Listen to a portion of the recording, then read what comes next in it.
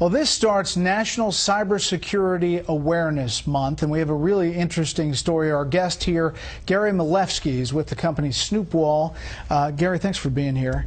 It's an interesting and alarming story that you have about this study. I think this is bigger than Ebola right now because 500 million people are infected and they don't know it. But it's not them, it's their smartphones. So tell me the breakdown. How does this happen?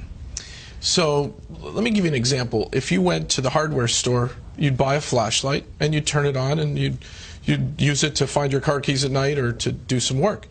We've all installed a flashlight app on our phones. This is the app that you put on and it just goes up. It's a flashlight. Exactly.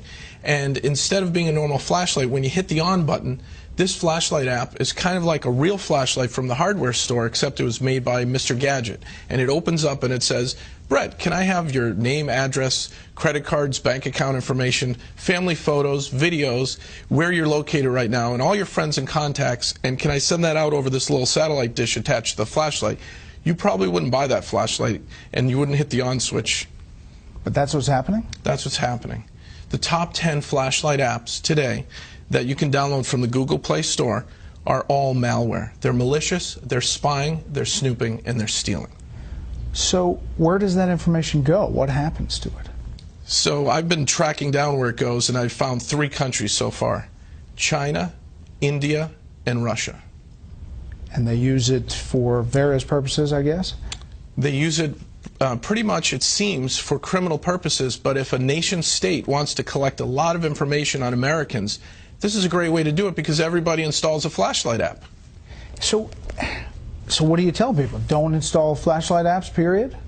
In some cases, you actually have to not only uninstall it, but you have to factory reset your phone because they install Trojans that when you uninstall some of these flashlight apps, the Trojans are still installed waiting to run and operate in the background while you're doing important things like mobile banking or reading your contacts list and things like that.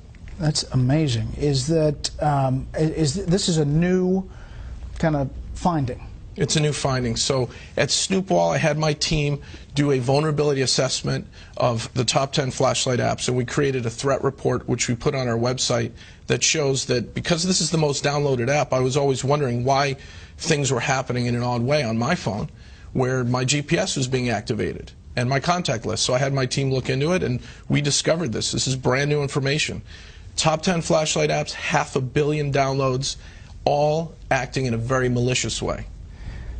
So if you're telling somebody now, what would you tell them to do? Drop that app and restart your phone? Drop the app, go back to where you bought your phone and ask them for help on a factory reset. Back up your contacts before you do a factory reset. You know, back up just core information that's important to you, maybe some family photos and your contacts list. And then really just go for a factory reset, which wipes all the hidden data areas where the malicious Trojans are getting installed. Now, are you hearing anecdotally that this is happening? People saying there's something weird's going on, or I mean, obviously you did your own investigation, but are people reporting it? People reported this to the FTC, and the #2 flashlight app was sued by the FTC, and they just recently settled. They had 50 million downloads at the time, and Brightest Flashlight, which most of us have on our smartphones, had to, in the settlement, agree to put up a privacy policy before you run their app. The privacy policy, Brett, is 25 pages of legalese saying, yes, we spy on you, yes, we geolocate you, yes, we want your mobile data off your phone.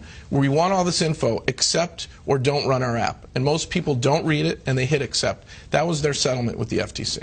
So you just scroll down, as many people do, and through all of the legalese, and people push accept. You don't even have to scroll. The buttons are right there on the front page of the new version of Brightest Flashlight app, and they're up to 100 million downloads now. How big a deal is cybersecurity now? We hear about it, we do stories about it, but how big a deal is this for our culture as we get more and more people with phones, smartphones, and using their computers? I'm worried about kids, teenagers, families that, you know, you give your kid an iPad or a Droid tablet and you let them play, and they install apps that do these things, that geolocate your children. And if they're online predators or cyber criminals, they're going to get at our families because this is the back door into our homes. and even into our businesses because we've installed malware and not known about it. So you would recommend going to the hardware store and getting the flashlight instead of actually getting the app? Get a real flashlight, or look for a flashlight app that's under 100 kilobytes, because the ones that spy on you, it tells you their file size, they're 1.2 megabytes to 5 megabytes. Those are big files to just turn the light on and off. So if you find a really, really tiny flashlight app, a privacy flashlight, you'll be safe. Wow, that is unbelievable news, and thank you for coming in. Again, the website? Snoopwall.com. Okay. Gary, thanks a lot. Brett, thank you.